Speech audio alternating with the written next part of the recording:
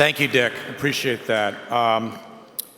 Is this a great room? I mean, this is beautiful. I somehow love being here, but I also feel like I need to get online to get the quiet car at the Acela.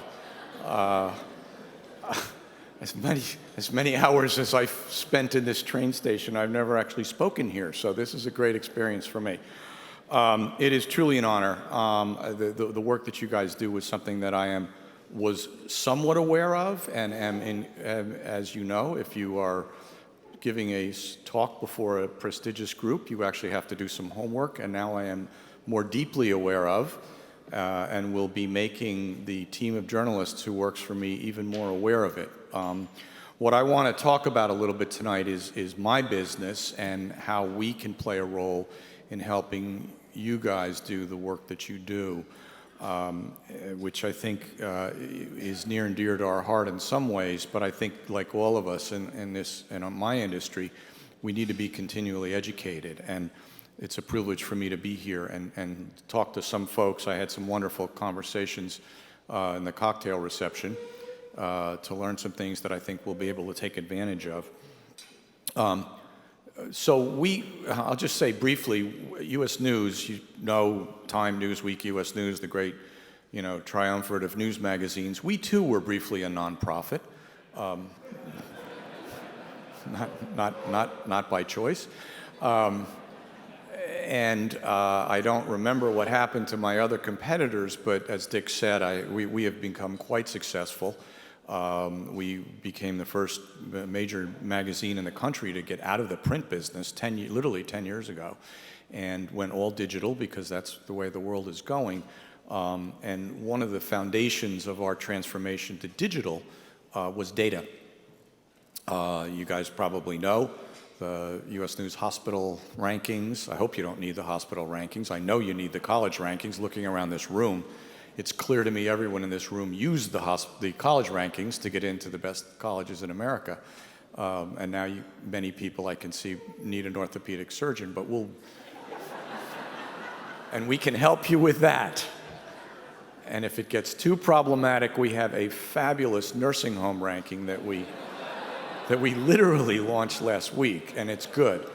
But more to the point, we can actually tell you the difference between the BMW 5 and the Audi 5. Our car rankings are great.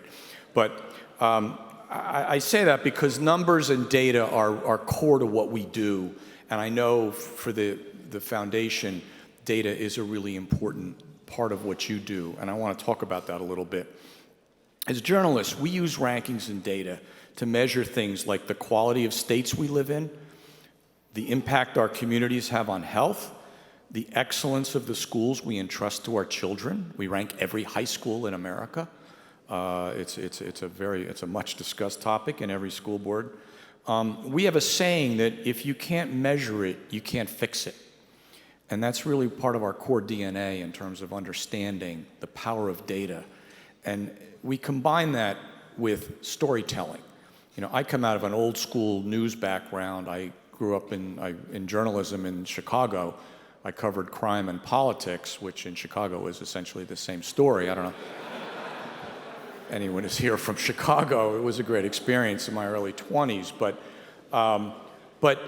So I have that old school storytelling background, but I really have understood the power of deep objective information in terms of underpinning the stories.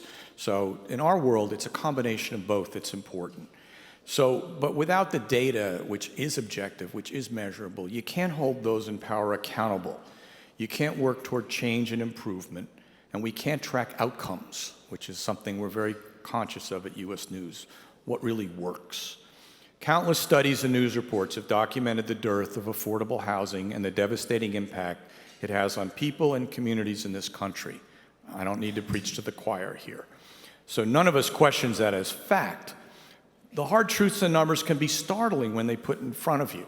And again, my premise is not to preach to the choir here, but to figure out how to get this message outside this room.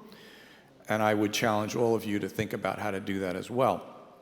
I remember feeling having some of this impact hit on me, we did a story, it was earlier this summer, it was about a poll that was in the National Low-Income Housing Coalition. And, you know, I'm a journalist, I'm kind of jaded, I've done this for a long time. I mean, I started my career covering the zoning board in Long Branch, New Jersey.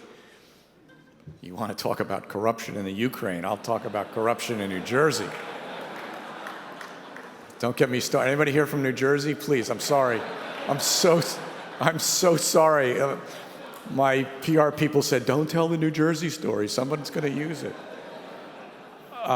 But I learned everything I needed to learn in journalism covering the zoning board, the planning board, and the housing board in Long Branch, New Jersey.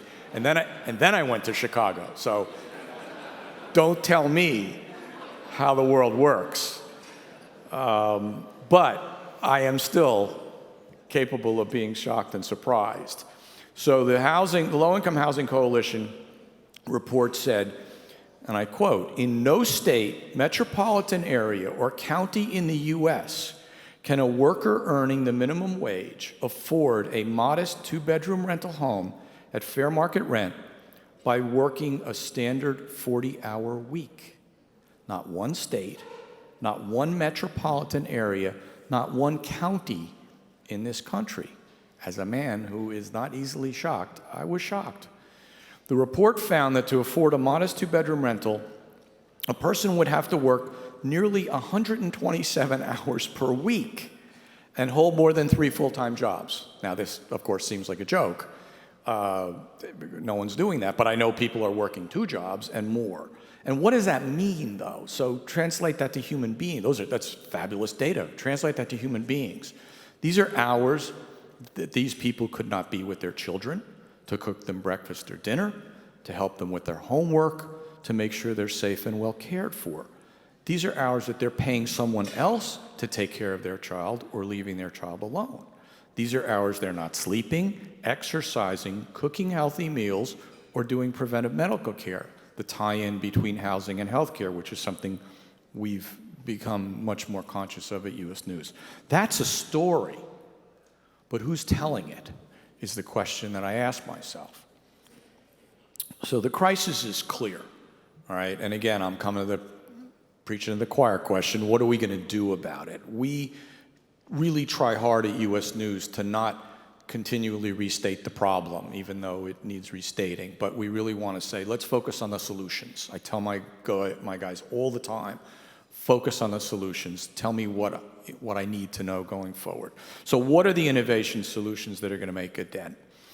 And as journalists, I think, you know, we at U.S. News, I don't want to disparage my other colleagues in the fake news business. I'm sure none of them are here tonight. I know that. They're all trying to figure out whether Nancy Pelosi was a third-rate politician or a third-grade politician. That was the semantic debate at the White House today. I think that's why Nancy couldn't be here, but I'm not going there. That's a different story. But we are asking those questions, and what we're looking for are case studies to try to pull the threads out and understand what is happening, what's working. So in terms of my world, in our best states, we rank best states. One of the key components in best states is housing. We measure the cost of housing affordability. In our healthiest communities ranking, which I highly recommend, we rank the healthcare of all 3,000 communities in the United States. And housing is a component of that. We work very carefully with population health and social determinants of health to help appreciate the value of housing in healthcare outcomes. So we look at housing capacity, housing quality, housing access. I'll come back to that later, and you all know that. This is not just about a roof over your head. But I think moving that case forward, because that's more of the emotional case, I think there's also the hard-nosed economic case, and the Foundation's work, the research I know that's been presented here today, some of the homework I was able to do before I got here, a strong case is made that investing in affordable housing is not just a moral imperative and a social good, but it can also be a sound business decision. The business case for investing is taking hold, I think, in places that I wouldn't have appreciated a little while ago. And there's more that needs to be done about that. We did a story earlier this month about an interesting development in Denver.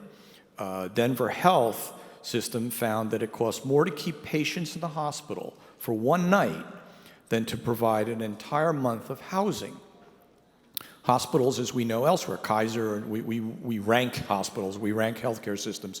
We're very involved in conversations with health executives, and the connection between these social determinants and their mission is becoming increasingly evident and important.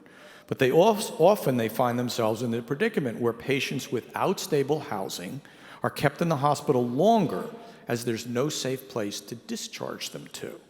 So what it costs them to keep them in the hospital, again, I'm able to be educated here and able to be surprised.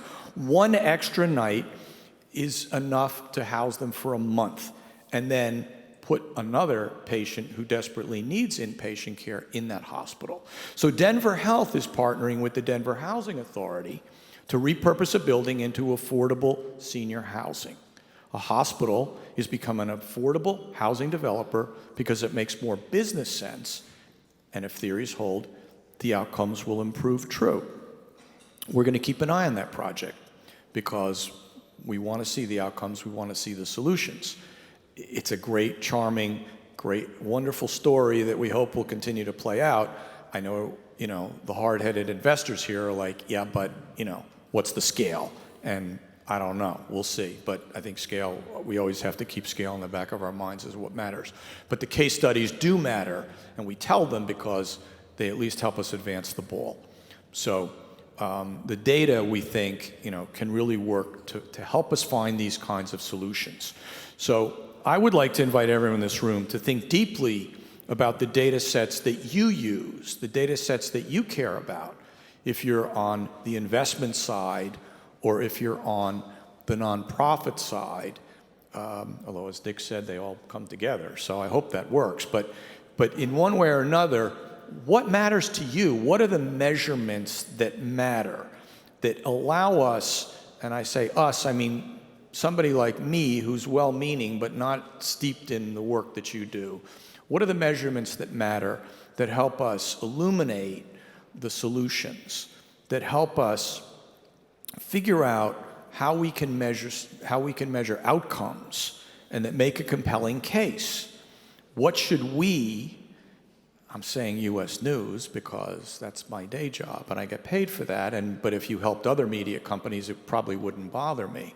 But what can we in the media business measure, look at to help tell the story in a better way? Could we even come up with a U.S. News ranking of affordable housing success?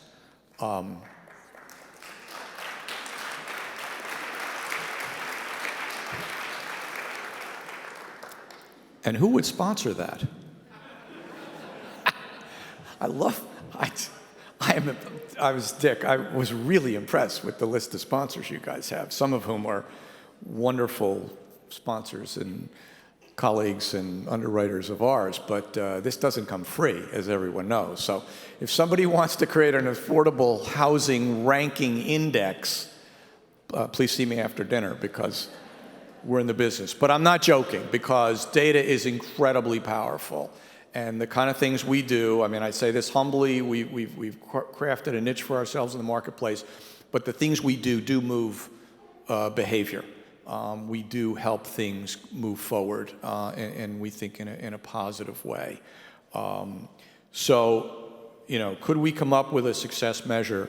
But more broadly, how can we help you guys tell your story in a better way?